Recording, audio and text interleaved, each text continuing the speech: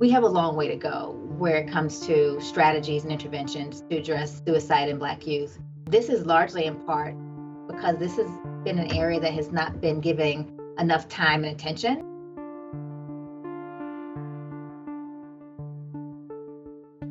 They are struggling at an increased proportion. Their rates of suicide are higher and growing.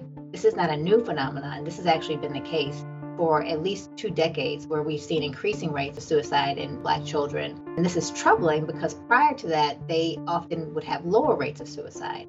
Even more concerning is that we're seeing double the amount of suicides in younger kids from 5 to 12 in the Black population.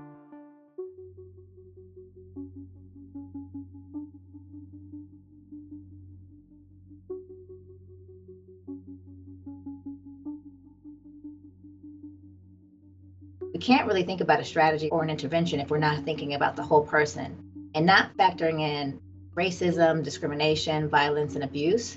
That experience that they live into how they present and what they're struggling with, it's a gaping hole that we need to fill. We also haven't really thought enough about the uniquenesses of Black youth. What makes our kids different? What makes their protective factors different? What makes their risk factors different? Those are all really important. The other thing is how Black kids tend to present can also be different. So while a Black kid may not say, I'm sad or I'm depressed, they just might appear to be more irritable. Or some kids might present with more physical symptoms like belly aches, headaches, nausea.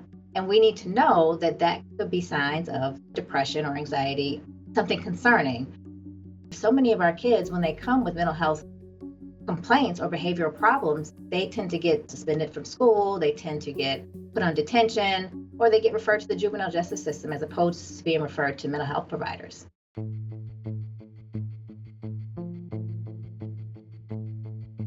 If we are not factoring in the tremendous impacts of structural and systemic racism and how that affects our kids, wholly, from access to care to how they're treated by providers to what interventions will be best for them, we're absolutely not giving them the time and attention they deserve.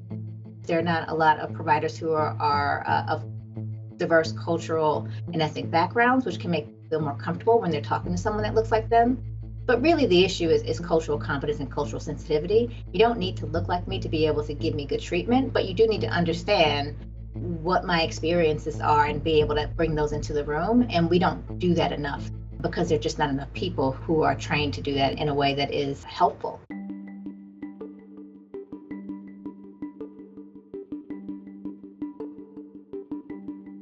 If you don't know the signs and symptoms of depression, anxiety, if you don't know that your kid is significantly impaired and this is something that we need to act on urgently, if you don't know what a kid who maybe is thinking about ending their life looks like, this is incredibly important and valuable information for us as caregivers, for us as providers to be able to act upon. Education really is the key to prevention and early intervention. And across all disciplines of medicine, this is critical to having the best outcomes.